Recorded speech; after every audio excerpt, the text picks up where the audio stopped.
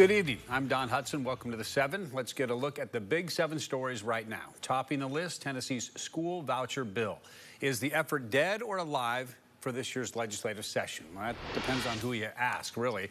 What our state capitol newsroom reporter heard today, the measure is on life support, with at least one legislative staffer saying the voucher bill nearly died, but an emergency meeting last night did some CPR, and it now at least has a pulse. If you recall, competing House and Senate versions have been stalled for weeks, despite the idea being one of Governor Lee's top priorities for the General Assembly. Now, broadly, they would both provide state money that families could then use to pay for private school tuition for their children. Tennessee has been trying this idea as a pilot program in several communities. But as lawmakers tried to expand it statewide, House and Senate lawmakers have not been able to agree on some specifics, like testing. The Senate has no issue with how schools currently administer tests. The House wants to see less testing to increase instruction time for students. House Speaker Cameron Sexton was asked today about the measure's future.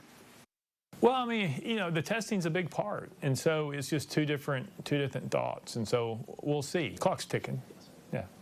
Well, I'm the Senate sponsor of the bill, and I haven't taken it off notice, so the bill is very much alive on in the state Senate. Negotiations never really stop up here, and that's good. Good productive conversations. I know there have been some reporting that the bill is dead for the year, but again, not as far as I'm concerned. Now, both House and Senate, those in the House and Senate, are taking up bills to pass the budget. The House did not include funding for the voucher bill in its spending plan. Speaker Sexton told us today it gets harder to fix the differences in the voucher proposals as the budget is finalized. Our next big 7 at 7 story, keeping track of some interesting items in the hands of the Knoxville City Council right now. Now, a council meeting getting underway just about an hour ago. We have a crew at the county building, and they're following along with what's going on as leaders tonight expected to take up issues that you'd likely notice around town. One of those covering what happens with the old McClung Warehouse site at the northern edge of downtown. The historic building complex was once a prime site for redevelopment with tens of thousands of square footage, high ceilings and hardwood floors, but enormous fires, first in 2007 and then in 2014, left only rubble behind, and court wranglings over ownership kept it tied up for years. Tonight, City Council looks at a resolution handing over the deed to the property to the Knoxville Community Development Corporation, taking the next step toward a mixed-use redevelopment at that site, letting KCDC put out a request for proposals. Now, also involving KCDC, a resolution up for a vote tonight would hand over $20 million for the South Waterfront Pedestrian Bicycle Bridge, the long-discussed project to span the Tennessee River from the UT campus to Clancy Avenue. Last month, the city put in a renewed application to try to get $25 million more in federal money to help pay for the project after the Department of Transportation rejected the project last year. Also, leaders are slated to vote on banning delivery robots from city sidewalks. Take a look, you see what we're talking about here. We've seen them already in action on campus at UT. Back in October, City Council voted for a 6-month moratorium to study whether the robots were feasible, with staff ultimately deciding that the infrastructure is not right to do this safely in Knoxville. Notably, this would not apply to UT streets, where the robots, again, are already at work. Next at 7, the big debate over releasing the writings left behind by the Covenant school shooter. Audrey Hale killed 3 children and 3 adults in March of last year during that attack on the school in Nashville. The investigation afterwards turned up a suicide note and a memoir at Hale's home. Since the discovery of the writings, Metro Nashville Police have kept them private. Throughout the day, a judge has been hearing arguments for and against disclosing the school shooter's writings. Attorneys representing Metro Police presented their arguments. They told the judge there is still an open investigation into the shooting.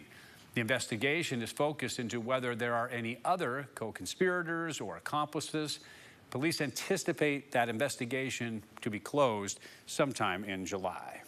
It is not the duty of Metro Police to conduct the investigation in a manner that satisfies the petitioner's curiosity on their timeline.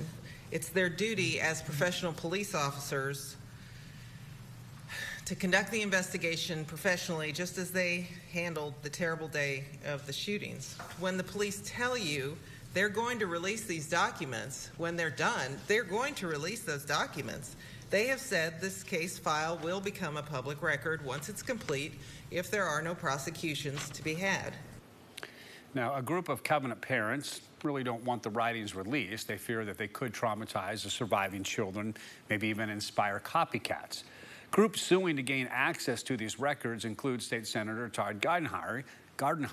He has filed a bill that would prevent non-governmental parties from intervening in public records disputes. Right, our next Big 7 story, charges pending after one person was killed and 2 others injured when a car slammed into a broken down vehicle in Hancock County. This happened in the southbound lane on Panther Creek Road near Fox Branch Road. The Tennessee Highway Patrol is investigating the crash. In a report, THP says a pickup truck broke down with a Ford Ranger parked in front of it. Both drivers were out of the car with 58-year-old Ronnie Kinsler standing at the back of the truck. Now, that is when, according to authorities, a Toyota RAV4 hit Kinsler and the back of that truck. The force of the impact pushed the truck into the other vehicle, hitting the driver of the Ranger. Kinsler died from that crash, and the driver of the Ranger was also injured. The driver of the Toyota RAV4 injured as well, and again, the accident report lists pending charges on the driver of that Toyota. New information in our next Big 7 story about the claims made against a former Anderson County jailer. He's accused of bringing contraband into the jail, now confirmed to be an iPhone, and according to court documents, it was brought in on multiple occasions. As we reported yesterday, 28-year-old Antonio Barraquin was arrested last week. The district attorney saying an inmate complained to another employee that Barraquin had actually sexually assaulted her in her jail cell. He was placed on administrative leave, but has since been fired. Now, according to his arrest warrant, the Tennessee Bureau of Investigation obtained a search warrant for Barraquin's phone, where agents claim they found multiple videos and photos of what appear to be women in jail engaged in sexual activities. Agents claim that during an interview, Barraquin admitted to taking his phone into the jail and allowing inmates to use it. Also seen on his phone, what the warrant describes as about 20 videos of minors engaged in sexual acts. Barraquin posted bond. We'll follow this case for an arraignment that is scheduled for next week. Next in our Big 7 list, we are taking stock of local resources for victims of sexual assault. The issue is on our minds in the wake of the death of Denishka Mejia. She was found dead just hours at a home on Gilbert Lane after reporting to police that she had been the victim of sexual assault. They're just hours after she reported that. According to the police, the man she named as her attacker, Ladwin Osborne, is one of the 4 people indicted in connection with her murder. Now, we're looking at video from last week of Osborne. He was in court for a planned bond hearing on that sexual assault charge. It has been pushed back. Now, also, we've shown you a vigil for Mejia with a group of nearly 50 people meeting up at Victor Ashe Park. The emotional crowd releasing balloons in her memory and sharing stories of the young woman's life. The Sexual Assault Center of East Tennessee serves as a resource for victims of sexual assault. 6 on Your Side's Molly O'Brien was told today that the center serves 13 counties, including Knox County, and that the center gets from 1 to 10 calls every day from victims of sexual assault.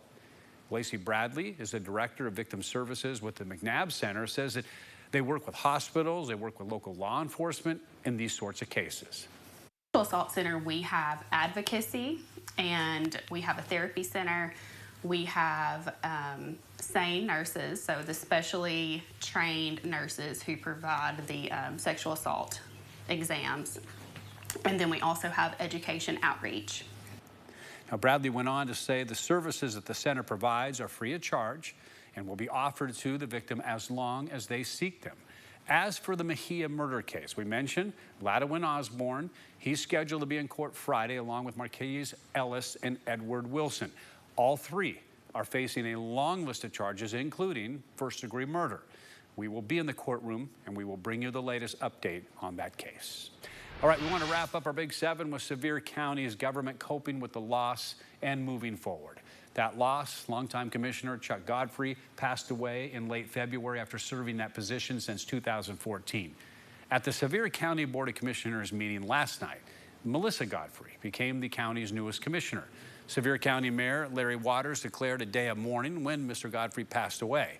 He released a statement shortly after Melissa Godfrey's swearing in. He said, quote, "We are honored to have Melissa fill the seat of her late husband, Chuck Godfrey.